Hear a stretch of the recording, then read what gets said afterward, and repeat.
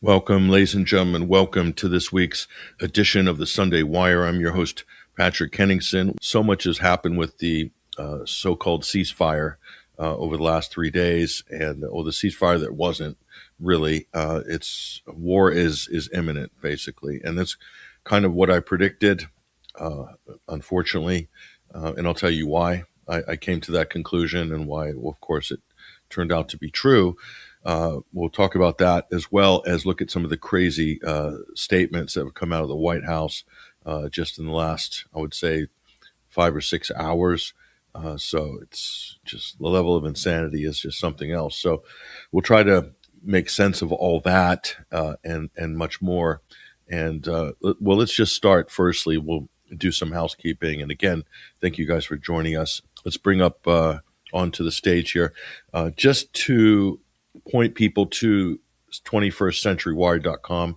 You'll see a link on the show page or the comment descriptions under the videos on YouTube, etc. Or just go to 21stcenturywire.com. You'll see our Sunday screening. This is every week we do a documentary film curated by our editorial team.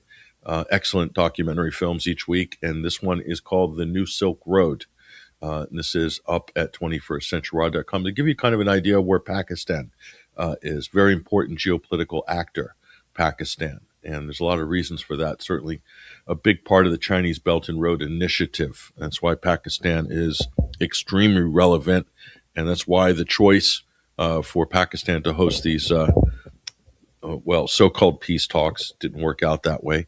But it was an important geopolitical move. Unfortunately, the U.S. had no intention of any ceasefire or any peace negotiations. They went in really just to get a few days pause so they could reload and rearm for the next attack. And normally what the U.S. do, and we'll show you what they did this time, which is incredible.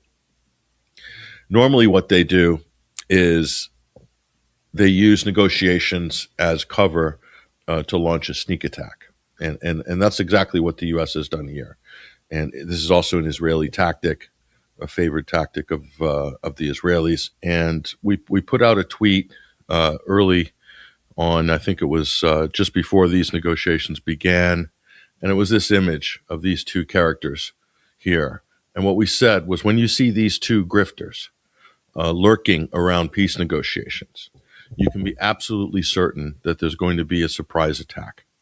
And that there is going to be no peace deal. The negotiations will hit a dead end. And it's because these two shady characters here are basically unregistered foreign agents of Israel that have somehow penetrated the White House and are running foreign policy for the United States. I know it sounds crazy. I know it sounds wrong, but that's exactly what's happening. And that's Steve Witkoff and Jared Kushner, two dodgy operators, two grifters, whose number one priority is Israel. And they'll tell Donald Trump whatever they want to tell him. They don't record anything. They don't write anything down. This is why all of these negotiations have failed. All of the Ukraine negotiations with Russia have all ended in failure.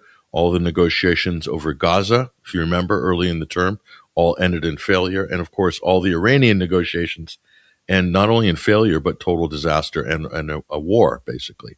And it's because of these two, okay? These are Israeli operatives, basically steering U.S. foreign policy. It's incredible they've been allowed, Netanyahu has been able to position two Israeli operatives this high up to basically control the United States' foreign policy in a war zone. I mean, it's pretty unbelievable if you think about it. So I call Steve Witkoff the Del Boy of diplomacy. And if you're from Britain, you'll know what I'm talking about. Del Boy, only fools and horses. So basically a charlatan, a con man. But at least in Fools and Horses, nothing gets no disrespect to David Jason, who's a lovable character, and so is his sidekick Rodney. But and Rodney does resemble Kushner somewhat. But I call Witkoff the Del Boy of diplomacy. He has no business doing what he's doing. These two look like they're completely out of sorts in Pakistan. Here you can see his little three-wheeler Trotters, independent diplomats, New York, Tel Aviv, Islamabad. So there they are. So these these two con men have just destroyed any chance at peace. Really, I mean, you have to follow the pattern, folks. Okay. So I was asked on a number of programs before this. They said, "What do you think is going to happen, Patrick?" And I said, "Look, nothing positive is going to happen." I said, because I'm looking at the track record of the U.S. teams or the U.S. supposed committees, and it's ended in failure every single time, because of these two, and the fact that Trump doesn't believe in frameworks, doesn't believe in diplomatic frameworks, doesn't understand anything about international relations, and he appoints people that are completely ignorant of how real deals actually get put together.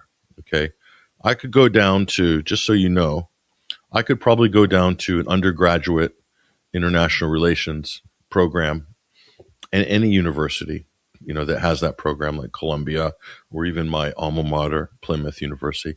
I could probably find, probably 20 or 30 capable undergrads that could probably sketch out a workable framework that's realistic and has a higher chance of success than these two clowns.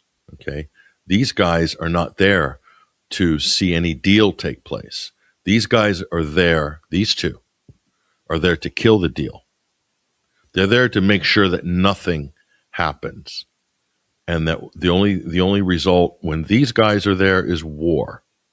Okay, they're there to keep the war going.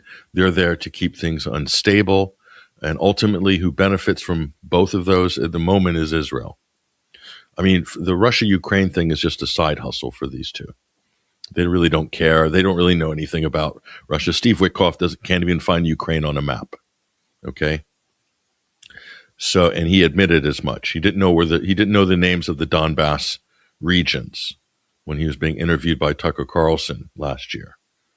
I mean, so he's just been appointed special envoy. I mean, you might as well just go down and deputize your barber, or just some guy, some double glazing salesman or something, Jimmy down on the corner. Just grab anybody and call them a special envoy, because what you're going to get is about as good as this shady real estate developer from Long Island, who, again, has no business representing the American people because he wasn't confirmed by the Senate, holds no official position. He's just a golfing buddy and a fellow business associate of Donald Trump. And we'll show you their business in a moment. Steve Witkoff and his family and the Trumps have been caught running a Ponzi scheme. This has been revealed this week, and this is going to blow up in their face in ways you can't possibly imagine. So the wheels are going to come off this train if they haven't already, and we'll show you the details of that Ponzi scheme. So crypto Ponzi scheme, very bad, and not unlike Sam Bankman-Fried's venture. I know, it's unbelievable, but anyway, we'll look at that in a moment. And this is going to be ugly when this reaches the level of, I don't know how these guys are going to escape this. But anyway, so we'll move on here. So I said there's going to be zero chance of success. And why would I say that? I said J.D. Vance was sent along to make it look official, because they didn't want to send these two clowns. They didn't want to send Del Boy and Rodney by themselves, because it would fail. Then they'd probably get blamed. At least here, Trump's very clever that Vance could somehow take the blame if there's a total failure, and they could easily push the Vance is disposable, by the way. He's not the heir apparent for the presidency. Ladies and gentlemen, I'll repeat that. J.D. Vance is cannon fodder for Trump. He is not the heir apparent for the presidency. He doesn't have the depth. He's 41 years old. So he's, politically speaking, he's a child. He's literally fresh out of college, hasn't done anything. He wrote a book, and he's gifted some positions in crypto or tech companies by nature of the fact that he is a protege of Peter Thiel. That's it. In fact, he wouldn't be vice president if Peter Thiel didn't frog march him into Mar-a-Lago and tell Trump that this is your guy. If you put J.D. Vance as vice president. You'll have the support of the tech bros. And so Trump's smart, and he thought, well, there's some money there, and there we are. That's how you get extra eyeliner there, J.D. Vance. So J.D. Vance completely duffed up the negotiations. So I said beforehand, I said zero chance of success. Zero chance. People said, oh, that's very cynical of you, Patrick. How could you say zero chance of success? How can you do that?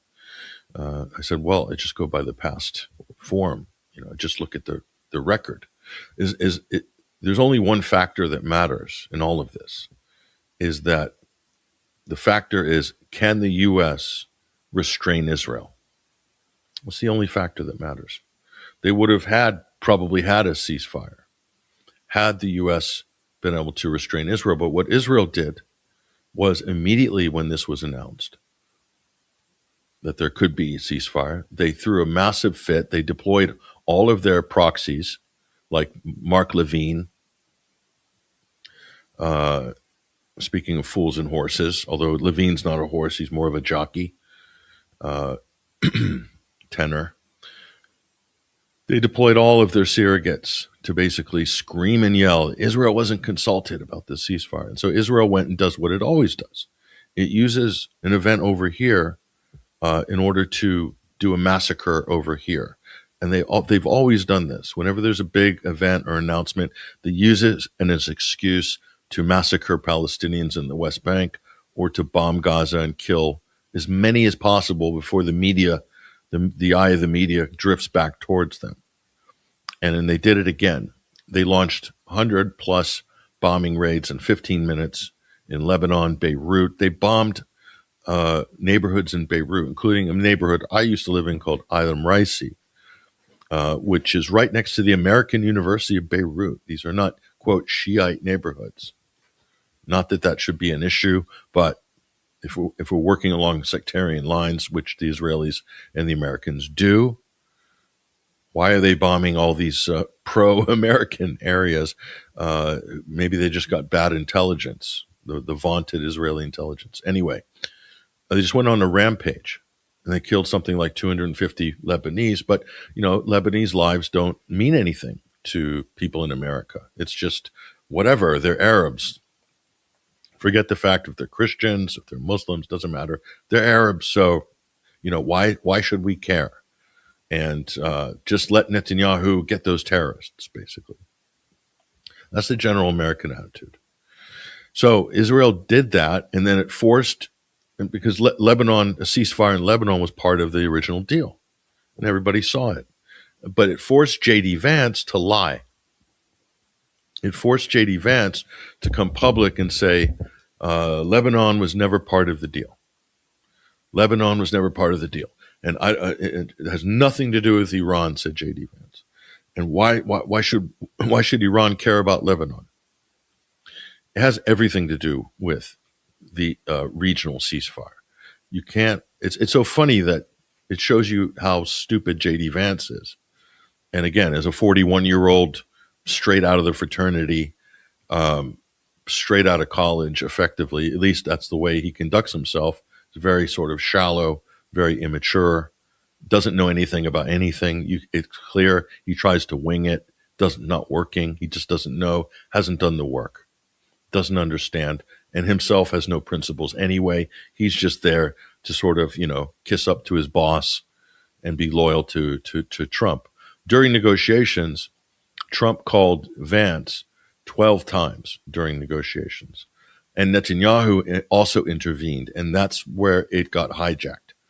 Netanyahu hijacked the negotiations and made sure that they weren't going to go anywhere, and he got what he wanted. Israel always gets what Israel wants.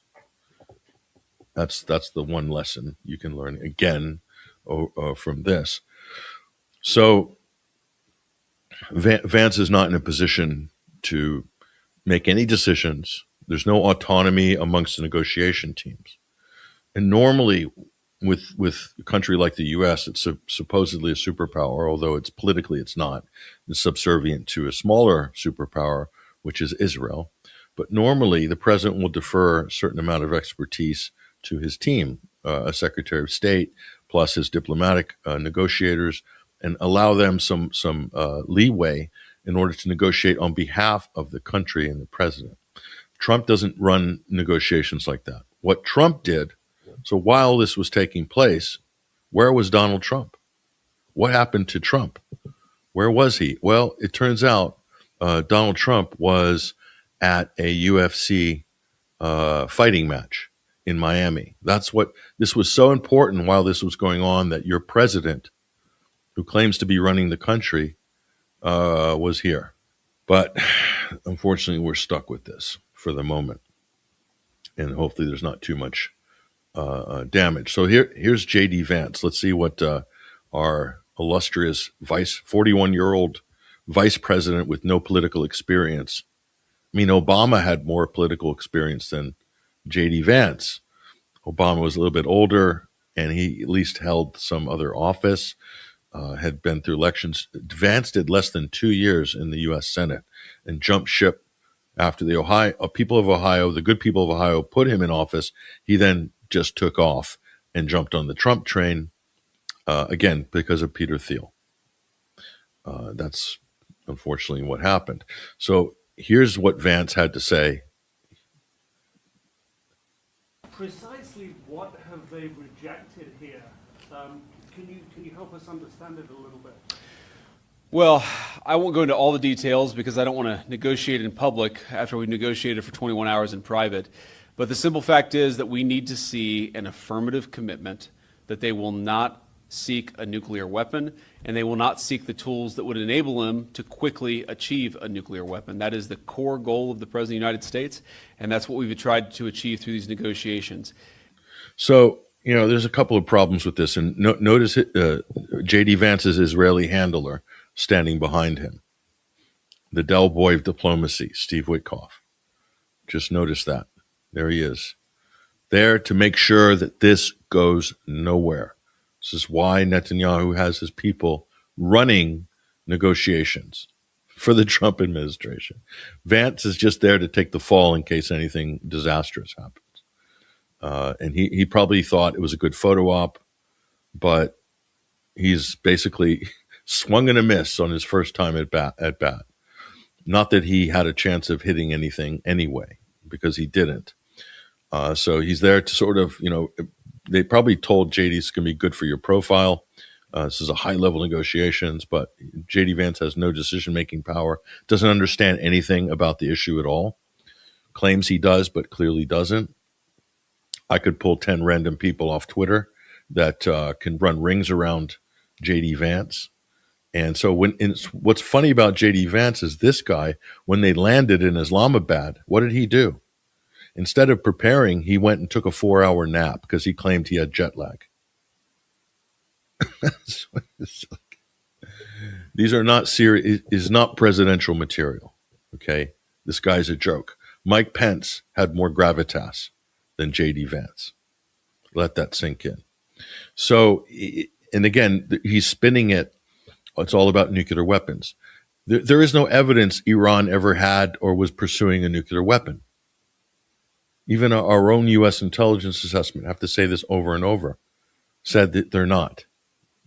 The supreme leader that you killed, Vance, you and your boss and the Israelis, issued a religious fatwa prohibiting the development of a nuclear weapon, but you just killed him. And now you're browbeating the Iranians, claiming that they won't give you assurances that they won't develop or pursue a nuclear weapon. And then you claim you obliterated the nuclear program just 9 months ago in June 2025 in Operation Midnight Hammer. You guys are not credible, okay? You're liars, you're grifters. You don't know what you're doing. You don't know what you're talking about. You're flying around on the U.S. taxpayer dime. You're spending all this money. You're padding the military budget with all sorts of graft. 1.5 trillion plus another 200 billion, 1.7 trillion, almost $2 trillion. For what? To start wars that you're going to lose, that you are losing? Because that's the end result. J.D. Vance, I mean, he's really showing amateur hour here. It's beyond embarrassing. Again, their nuclear program, such as it is, the enrichment facilities that they had before, they've been destroyed. But the simple question is, do we see a fundamental commitment of will for the Iranians not to develop a nuclear weapon, not just... So they're getting caught in their own kind of pretzel of illogic, basically. And you see Witkoff in the background checking out his Rolex, making sure that his $10,000 watch is keeping time. I mean, these are con men. These are not serious people. Or they're not serious. They're serious about crime and grift and graft. And they're serious about Israel. But they couldn't care less about the United States. The United States is just something, a tool to use. As Benjamin Netanyahu himself said publicly or on camera previously, the U.S. is just a tool for Israel, and a malleable one at that, said Benjamin Netanyahu. And Witkoff and Kushner are there to make sure that Israel gets what it wants first, and America is just there basically for show, just to provide the gravitas and the theater. Now, not just 2 years from now, but for the long term. We haven't seen that yet. We hope that we will. See, they keep saying that Iran's like, first it was 2 weeks away. Now, J.D. Vance says, 2 years away from a nuclear weapon.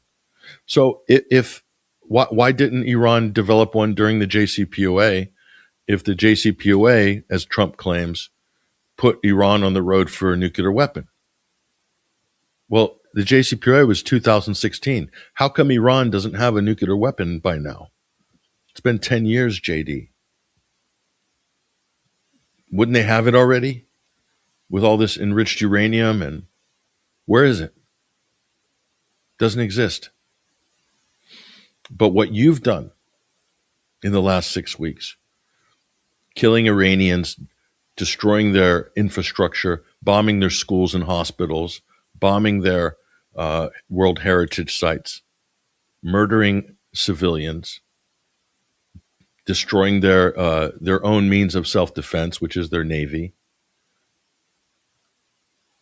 You've given them every excuse, every rightful justification to have a nuclear weapon as a deterrence to protect themselves against rogue states like the United States and Israel. You have given the Iranian hardliners more justification than they ever possibly ever had, and more motivation to develop a nuclear deterrent like North Korea. And the choice by North Korea to pursue a deterrent was the right choice for North Korea. You can argue about whether that was good for their neighbors or security, but that situation's pretty stable as a result. But you can't have a Middle East where only one country is allowed to have nuclear weapons, which is Israel. And they don't even have to declare them, and they don't even have to be subject to any inspections because they get a special arrangement, special dispensation, no pun intended. This guy's unbelievable. So that's J.D. Vance still banging the nuclear canard once again because they don't have anything left. I thought it was the peaceful protesters that Donald Trump said they massacred. The mullahs massacred 45,000 peaceful protesters. What happened to that? That was fake news. Fake news. Invented by Trump, invented by this administration, invented by Israel and the Pahlavi royalists and their influencer agencies who spent hundreds of millions of dollars paying people to push that propaganda, that fabricated story. And, they're on the verge of collapse. This regime change is going to be in and out. That's what Netanyahu said. So what these guys aren't telling you was which was in the New York Times, which was a meeting on February 11th before the war started. And the king of Judah himself, Benjamin Netanyahu, just bullshit in to Washington and forced his way into the Situation Room and sat at the table and started barking orders to President Trump with his head of Mossad intelligence telling our CIA and our president how this war is going to be prosecuted. And here's all our intelligence, and it's ironclad, and all the rest of it. Tulsi Gabbard, nowhere in sight. She's trying to stay out of it. She doesn't want to hurt her political chances for 2028, so she's keeping her head down and her mouth shut. That's how much she cares about saving the world from World War III, but that's just politics as usual in Washington. And people say, "Oh no, Tulsi's inside. She's doing her best inside," or whatever. Listen, that's not going to fly. The only person who's made an impact, the only person that has demonstrated that they have principles in this administration is the only one to resign. And that was Joe Kent, Trump's counterterrorism chief, who is under Tulsi Gabbard. He resigned. He blew the whistle. He said what the problem was. He made an impact. If Tulsi Gabbard had resigned when Trump threw her under the bus publicly a year ago, after Trump said that he didn't care about the U.S. intelligence assessment that Iran wasn't developing any nukes, that could have potentially stopped the war from happening. But Tulsi Gabbard made a decision. She made a shrewd career decision. So you're appointed to a job as Director of National Intelligence, and the president throws you under the bus when you present an intelligence assessment about something that's highly consequential, the most consequential intelligence assessment, arguably, in the history of the United States of America, that the safety of the world might be hinging on. And your reaction is, after you've been thrown under the bus, to keep your mouth shut and stay on the team. Because somebody very high up, some wealthy Israeli donor, has promised her and others, they promised half a dozen people that they have a solid ride on the 2028 ticket. That's how you buy loyalty in Washington.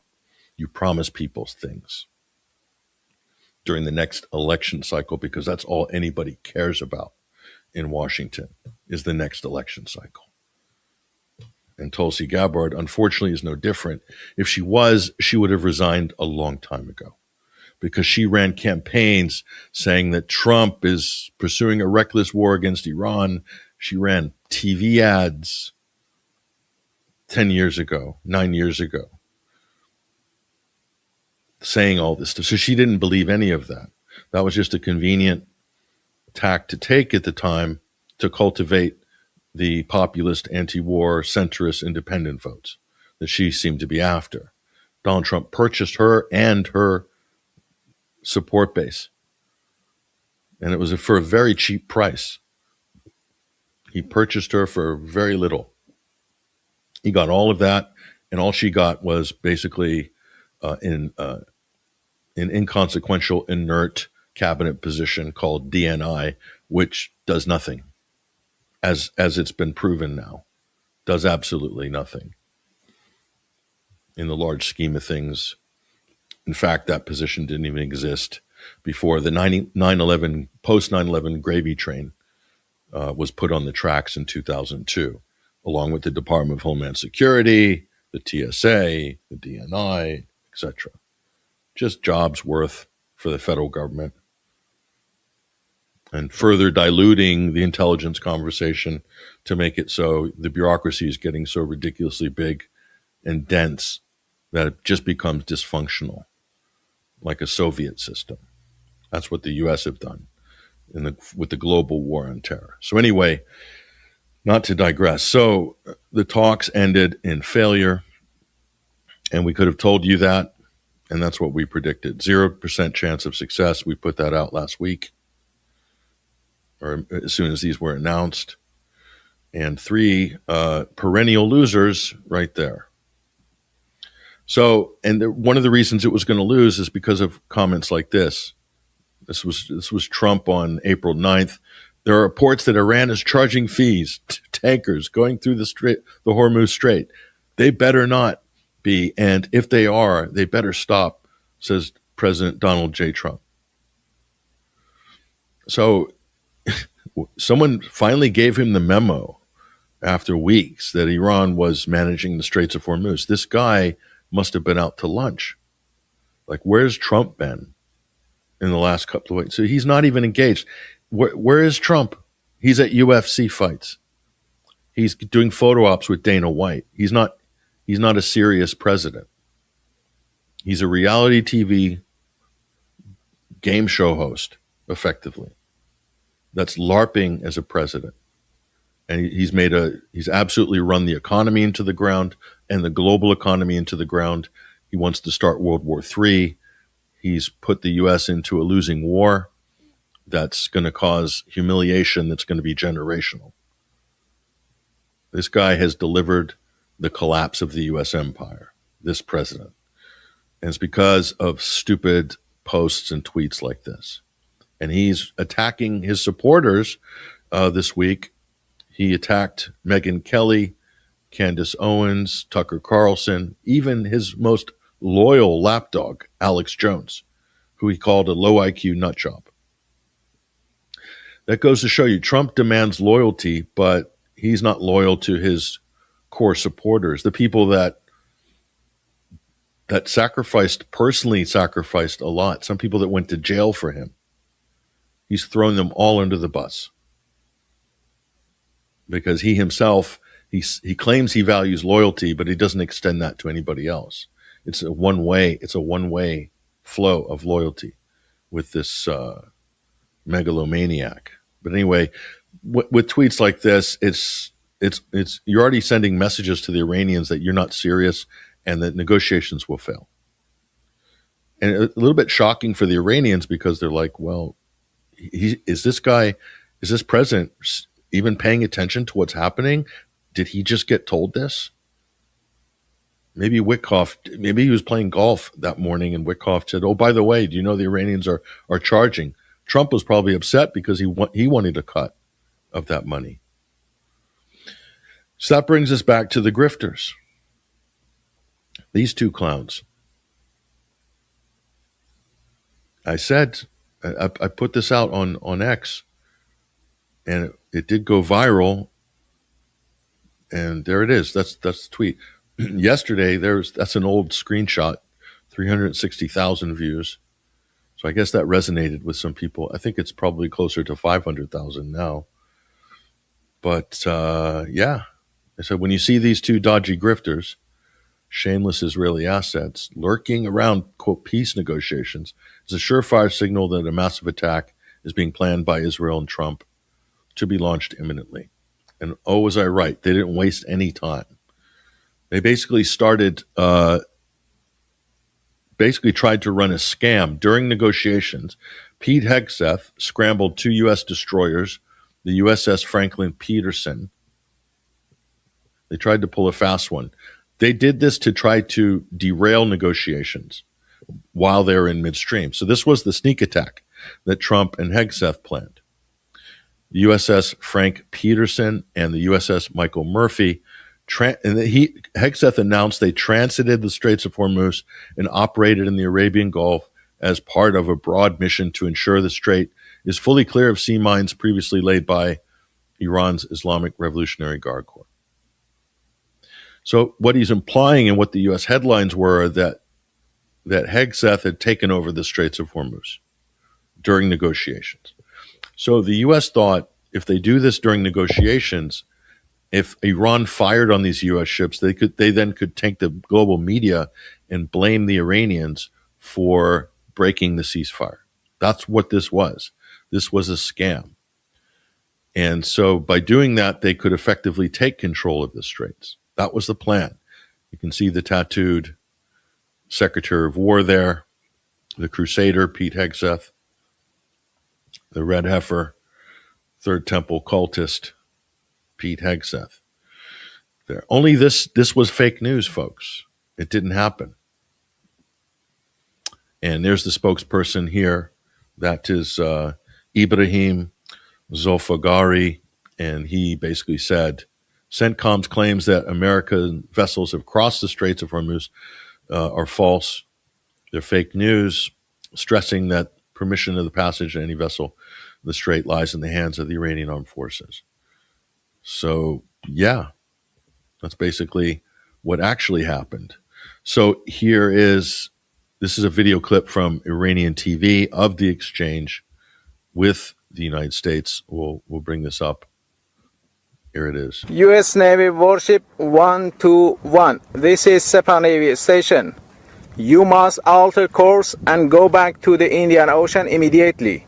If you don't obey my order, you will be targeted. Out. This is Coalition Warship 121, engaged in transit passage in accordance with international law. No challenge is attended to you. U.S. Navy warship transiting in the vicinity of Fujairah Port and Oman Sea. This is Sepah Navy. This is Sepah Navy. Last warning, last warning, last warning.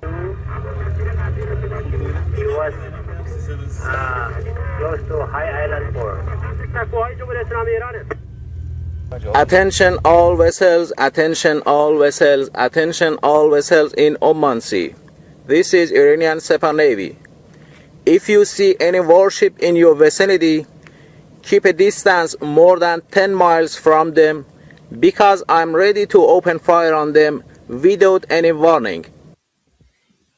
Okay, so there it is. That's how that actually went down. So the U.S. warships did not go through the Straits of Hormuz. That didn't happen, but they tried. They tried. So they wanted to engineer a situation there and then try to take advantage to get the narrative. That would have blown up negotiation talks on the spot. As it goes, this kind of passed without incident. And they were allowed to sort of go through the motions of these fake, well, on the U.S. side, it was fake. They had no intention of negotiating anything, as you could see. The Iranians came with a fully qualified team. They did all the preparation. The U.S. showed up with no preparation. In fact, the U.S. hadn't really prepared a framework, so they relied on the Iranians' framework for the first 4 hours. Because whoever on the Trump team didn't do the work, basically. And Vance was busy taking a nap. So and applying extra eyeliner probably when he emerged from his hotel room eventually. So embarrassing is not even the word. So you can see they tried a sneak attack there. They tried to pull a fast one, basically. So pretty amazing. So we'll bring this back up on screen. So that didn't happen, and the Iranians pushed it back. So then Donald Trump had a temper tantrum this morning and basically said, put this up on his account here, and they put this up on one of their accounts. I think a Rapid 47 response, whatever it's called, effective immediately. So Trump wants to remove the blockade. So his solution to removing the blockade that wasn't blocked before he started the war against Iran is to blockade the blockade. Okay, makes sense, doesn't it? So he's basically threatening any ships that pay the Iranian toll, saying they will not be given safe passage. That's an implicit threat of force. And also they're threatening to interdict all vessels that have paid a toll to Iran. So interdict means board the ship, seize the ship, but that's done with an implied threat of force. That would include firing on those ships. So what you can see here is pretty clear what's going on. Trump's angry because he wants that money. That's part of it. He wants the money. He knows the sums, and he thinks, and I'm not speculating, folks, Donald Trump would like to run the transactions from his toll system on the Straits of Hormuz, probably through his crypto or a crypto exchange. That's a problem. So anyway, back just quickly, he's threatening total annihilation again here, as you can see. So that's actually happening. So here's the problem. This is World Liberty Financial. This is Trump's, his son, Eric, and Don Jr. and Barron. He's put his kids on. He himself is in charge of this as well. So this is a Ponzi scheme. This is Trump's crypto outfit. World Liberty Financial borrowed millions from a protocol its own advisor co-founded. Okay, online chain data shows that WLFI deposited $5 billion of its own tokens as collateral to borrow stable coins. It then sent to Coinbase Prime, pushing the lending pool to 100% utilization and leaving depositors unable to withdraw. That, by definition, is a Ponzi scheme. And that's the same type of Ponzi scheme run by this guy, Sam Bankman-Fried, FTX. You remember that guy? I'm surprised Trump didn't pardon him just to create a precedent to get his crew here off the hook. Now, if it only ended there, and it's not just the Trumps, Steve Witkoff and his sons. So out of the 12 board members or top people there on their team, 1, 2, 3, 4 are Trumps, and 1, 2, 3 Witkoffs. So 7 out of 12 are Trumps and Witkoffs. Have any of them put any stake in on this? No. This is a shakedown operation, the likes of which no one has ever seen. So it's not unlike FTX. This is a scam. It's now being exposed. This is not going to end well for Team Trump, I'm telling you right now. And there's a whistleblower from this operation, and we're going to bring him up on screen as well. And you can see for yourself, it's not my opinion. This is not about anything that I've new information here. This is all detailed here up on screen by Peter Gurnis. Okay, we'll bring this up on screen here. Peter Gurnis, there it is. Who is he? He says, I am the Web3 ambassador for World Liberty Financial. There are 12 of us on the team page. 4 are named Trump, 3 are named Witkoff. The page calls us the passionate shaping minds of the future of finance. Okay. 600,000 wallets bought our memcoin. They lost $3.87 billion. The family, however, collected $350 million in, quote, trading fees. It launched 3 days before the inauguration. 80% of the supply went to CIC Digital LLC and Fight LLC. It's all Trump organizations here. And World Liberty Financial sent 75 cents of every dollar to DT Marks DEFI. That is the family entity, the Trump family entity, or the Trump Witkoff entity. I'm not sure. They contributed zero capital, had zero liability. Amazing. But yet reaped all the money while the investors lost all the money, put up their own stable coins as collateral, just like Sam Bankman-Fried, in order to get actual capital. That's what it looks like, folks. Anyway, Peter Gurnis has detailed all of this here. There's the team. Witkoff, Trump. Plus a couple of others. I mean, that's got 3 million views. So, I mean, that's out. Listen, when the Republicans lose the House and Senate, this is all going to blow up.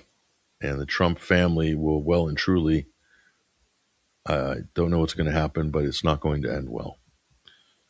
That's for sure. So let's bring this back up on stage here. So Sam Bankman Trump, or Donald Bankman-Fried, whichever way you want to do that one. So here we are. So that's the least of their worries. And there's another interesting story, which I'll share with you here. But I also want to show you this. So what's Trump doing now? Who else is he threatening? Well, you're having a good week, so why not threaten China? Might as well. He hasn't threatened China yet, so why not start? Well, if China does that, China's going to have big problems, okay? So he said, she asked them, the press, if China's sending weapons to Iran, and Trump is saying, well, if China does that, they're going to have big problems. So the U.S. is allowed to basically send unlimited weapons to Ukraine, which they use to attack Russia, U.S. weapons, unlimited weapons to Israel, which they use to attack 7 or 8 countries. They use to commit genocide. They use to start undeclared wars of aggression. And he's going to get upset if China gives weapons to the Iranians so that they can defend themselves. It's just not going to work, Donald. It's not going to work. So you've got a megalomaniac here who just arrived in office a year and a half ago, believes he's, I don't know what, but a god of sorts, and that he himself is the sole hegemon in the world, and that everybody else has to bow down and capitulate. Otherwise, they're going to be in big, big trouble. What are you going to do to China? You're going to sanction them? You're going to raise their tariffs? Go ahead. The Chinese have already said, go ahead.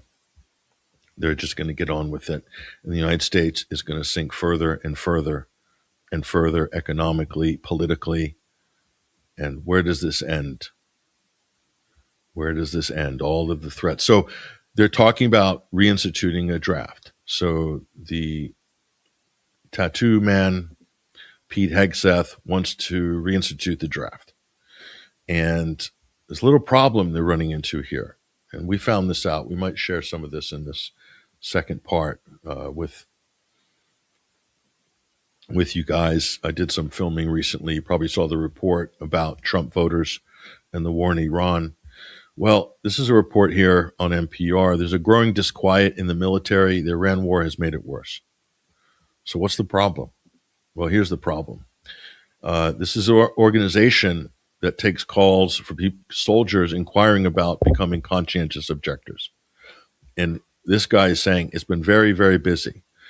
Says Galvin, the counseling director at Center on Conscience and War, which helps run a 24-hour GI rights hotline set up to inform service members about their options for military discharge. Most of the callers are asking how to apply to become a conscientious objector, a difficult, invasive, rarely used process, but they're voicing their concerns and frustrations about this presidency. So we can confirm, in addition to this, that enlistments are at an all-time low. People are not running to join the military under this president. It's not happening. So what exactly is happening? A lot of people want to leave the military. We spoke to younger servicemen and some on camera. We'll play that during Overdrive, where people are backing out, even people who are on the sort of track to become Navy SEALs. And after the U.S. massacred the school children in Iran, a lot of people said, no, we're not signing up for this. So you got a little bit of a problem. They got a little bit of an image problem. That it's not the president's private mercenary force. It's not Netanyahu's private mercenary force. It's meant to be the United States Army, the United States Air Force military. And sadly, you have a lot of generals and officers and people willing to execute unlawful orders. This is an unconstitutional war, and the president is now wanting to drag the U.S. further into it by starting a naval war in the Straits of Hormuz, because he doesn't want to negotiate, because he believes that he doesn't believe he's in the wrong. They started a war that didn't have to happen. So where are these European countries? Why don't you sanction the United States at this point? So those are some of the main points that we are, covering on this, and there's just so many other different aspects to this.